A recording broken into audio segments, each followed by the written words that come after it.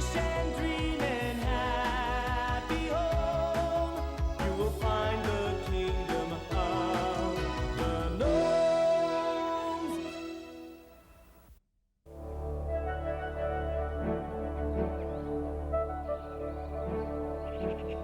There are all kinds of places in the world we know. All kinds of places that different creatures call home. There's the world of nature, where wild animals live, no cars or buildings, and only the trees are skyscrapers.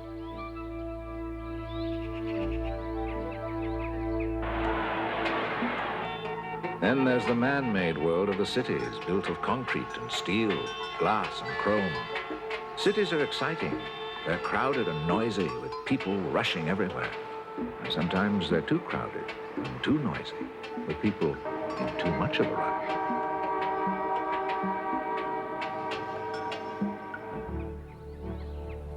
Let's journey to a land where the air is always clean and the only noise is the beautiful sound of animals talking to each other.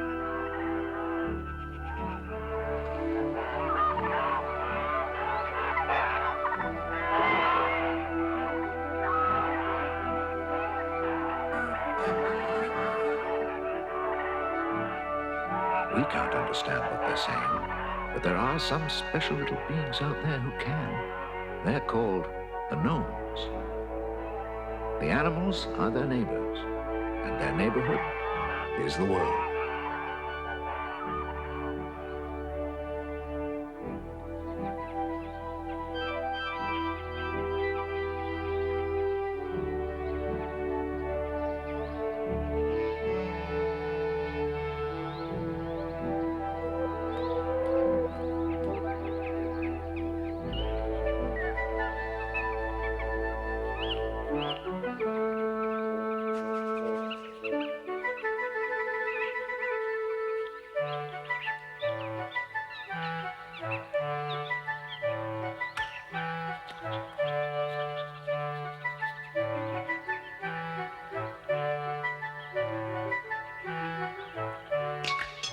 The most wonderful thing of all is that this world is there, just waiting for you. So come with me to the world of the gnome. Gnomes have a language all their own, but with a little magic from one very special gnome named David, we'll be able to understand them. What? You've never seen a gnome? Well, they're all around us. Just take a closer look.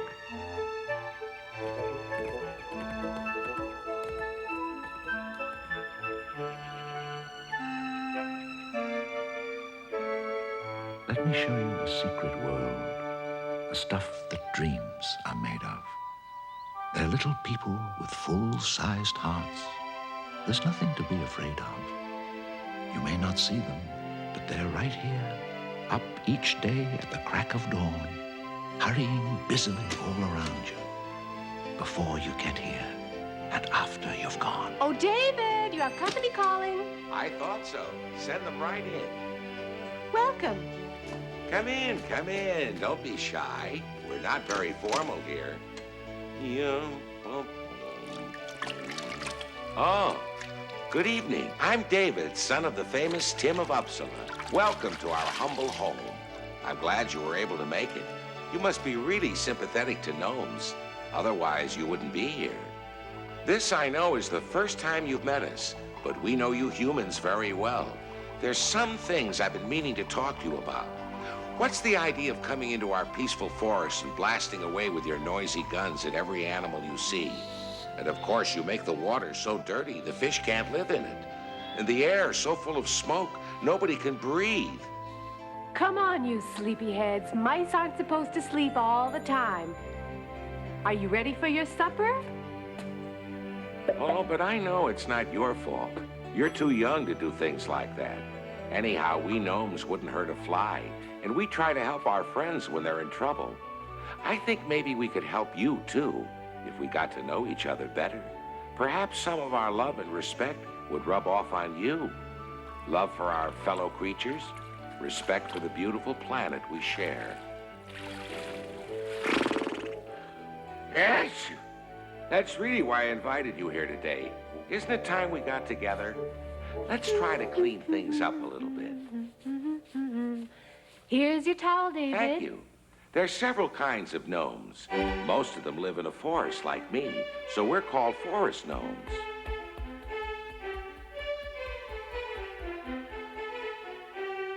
Then there are dune gnomes that live in the sand. This is a garden gnome. He's a regular fuss budget. Trespassers! This busy gentleman is a house gnome. There aren't many like him. Hello. Goodbye. And lastly, we find my distant cousin, the Siberian gnome.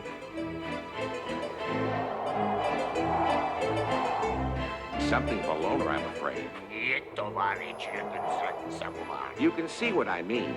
I wouldn't call him bad-tempered, but he is a little lacking in the social graces. But I'm sure you'd like to know some more about us. We'll start with our weight. I weigh 300 grams. That's about 11 ounces. I usually weigh 250 grams, but lately, say 9 ounces more or less. 15 centimeters high. That's 6 inches, or about as tall as an ice cream cone. Now I want to tell you what our daily life is like. And of course, you have to meet my wonderful family. Oh, just a minute. This charming and efficient housewife, who's 399 years old, and is still to me the most beautiful and enchanting woman in the world, is my wife, Lisa. I don't want to brag, but we do make a handsome couple, don't you think? Our children, Lily and Harold, now they're great-grandparents, and we're great-great-grandparents. Gnomes have children only once, and we always have twins.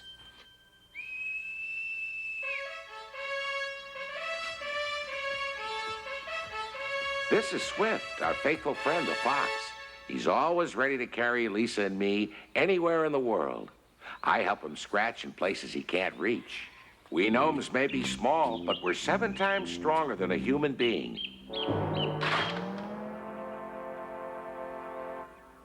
That was a swell bat, honey bun. Thank you.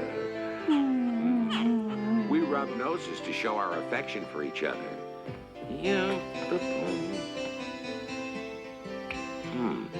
I forgot to clean out the mouse basket. This is our watchman cricket. His name is Corky.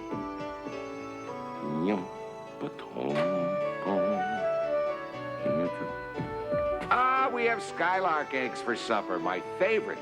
But don't think we steal them. What happens is they can't hatch all the eggs they lay, and they give us the ones that are left over. Now, don't think the skylark eggs are the only thing we have to eat. We have all kinds of good things. Mushrooms, vegetable soup, honey. With the help of Swift, we can find a great variety of things to eat. And if we need to take a longer trip, the wild geese are happy to give us a lift. We travel a lot, Lisa and I, in all kinds of weather. My duties keep me on the go because I'm a doctor. Good heavens, I completely forgot to tell you I'm a doctor. I'm summoned to the most remote corners of the earth because I've established a good reputation. Other gnomes can call me by telepathy, and I always go when I'm needed. Last week I was in Denmark when an urgent message came through to me. Swift and I set off at once.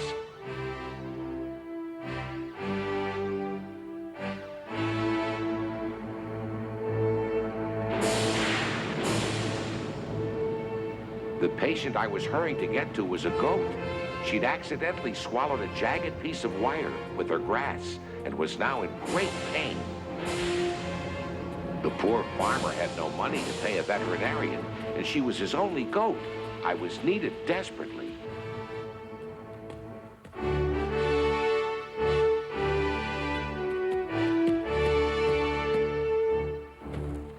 Hello, Good friend. evening. David, thank you for coming so quickly. There isn't a minute to lose. Come on, this way.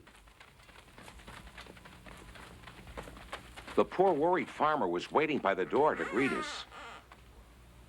Hurry, we mustn't waste time.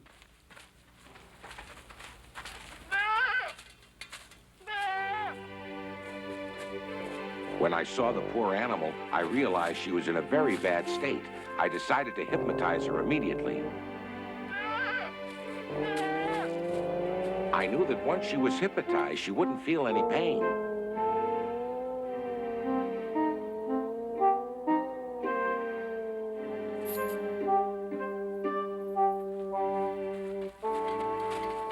Watch her. She starts to wake up. Tell me. You hold the light.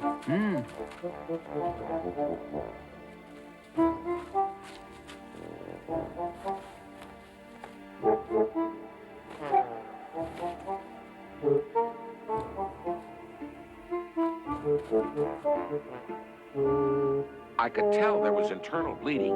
If I didn't get that wire out soon, she wouldn't have a chance.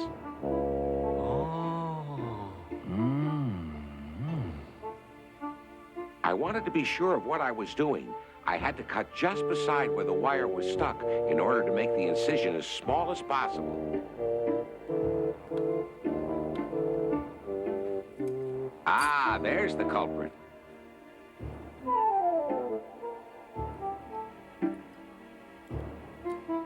You may think that because I've practiced medicine for such a long time, over 300 years, that I'd be pretty cool in a crunch like this. Well, that's just not so. When a life is at stake, I always suffer along with the patient.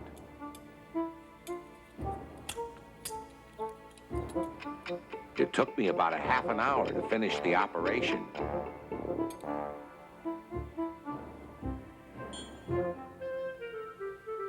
Yeah! He got it out. You can wake up the goat now. That's wonderful. You've done a great job, David. Congratulations.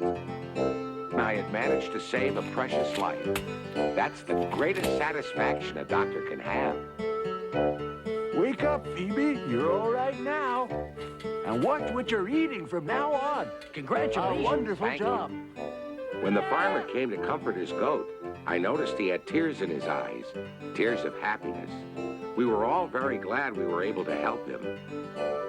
Goodbye. Goodbye, David. Thank you Safe for journey everything. home. Goodbye. Goodbye, dear friends. Best regards to Lisa. But just when I was about to leave Denmark to come home, I received another urgent message. There'd been a very unfortunate accident. Yes, I remember that, David. It was that poor badger who was in trouble, wasn't it? Exactly. This badger was just out for a stroll when he accidentally ran into a sharp-pointed stick. A splinter got stuck in his eye, and there was some danger he might lose his sight in that eye. So, of course, I set out to help him immediately. A friendly gnome had come to guide me to the ailing badger.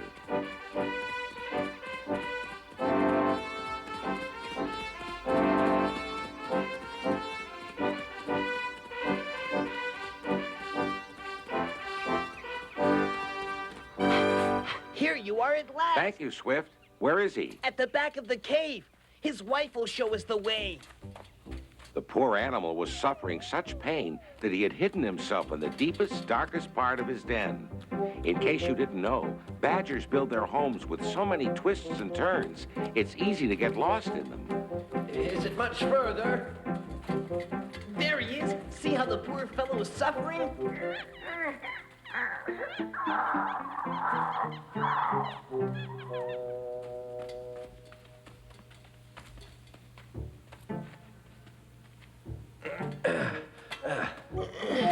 Come on.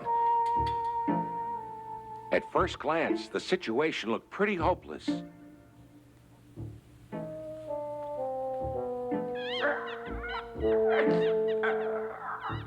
But when I looked more closely, I decided it might be possible to get the splinter out without damaging the eye. I'm going to operate. I suggested to the badger that acupuncture might be a good idea, and he agreed. Acupuncture is a science we've known about for centuries. We find it very useful. I stuck in the needles at the correct places, and bit by bit, my patient drifted off to sleep.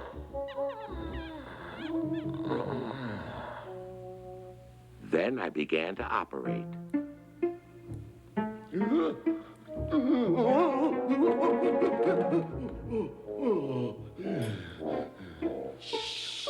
It was a very delicate operation. because there was a risk that in taking out the splinter, I might damage the cornea of his eye. However, that didn't happen, and the operation was successful. Bravo! Bravo! Well done! Be Bravo! quiet. Isn't it wonderful? Then I began to sew up the wound very carefully.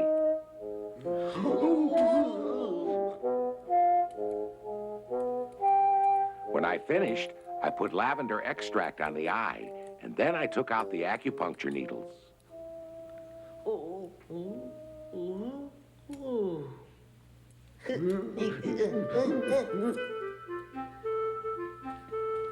I put on a bandage to keep the eye closed and to ward off any possible infection.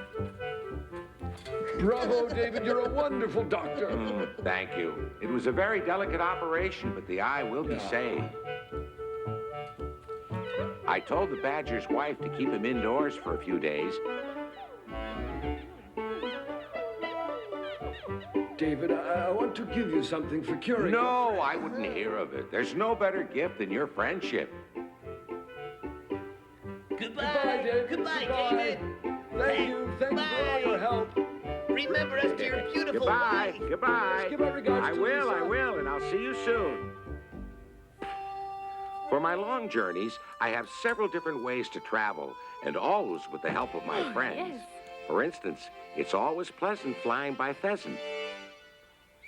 For traveling by water, I can count on an otter. For short trips, I make it a habit to ride on a rabbit. For long trips, Lisa and I usually go by express goose.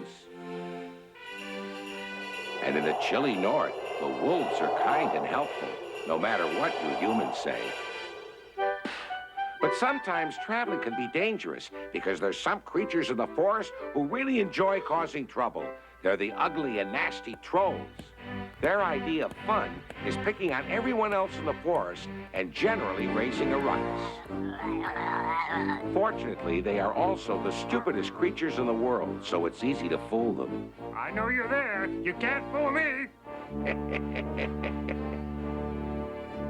You can't get away from me. I'll get you next time. The trolls are smelly and hairy. They have long arms, short legs, and awful table manners. The worst of the lot are Pit Pat Pot and their boss Holler. I'll tie David to the wheel and spin him. In our homes, we are safe from all enemies.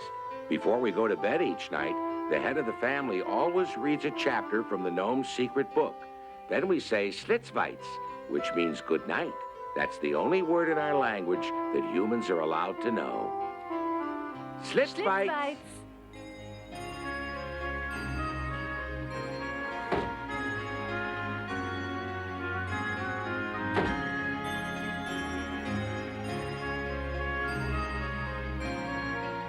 I know you're going away from us now, back to your city homes, leaving behind your newfound friends and the cozy world of the gnomes. But I hope you'll come back and see us.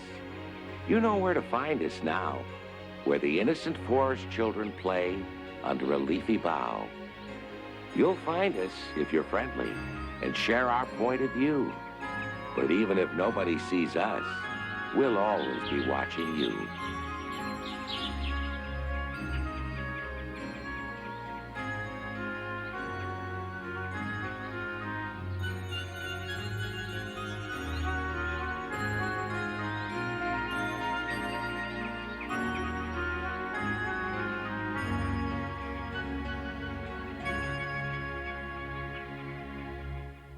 In the next exciting adventure of David the Gnome, you're going to meet a little witch, a spunky little magician who comes to the rescue when David and Swift are trapped by those horrible trolls. Can little Lisa find a way to fight those big, smelly bullies? Will David be trapped forever? To find out, don't miss Which Way Out, right here.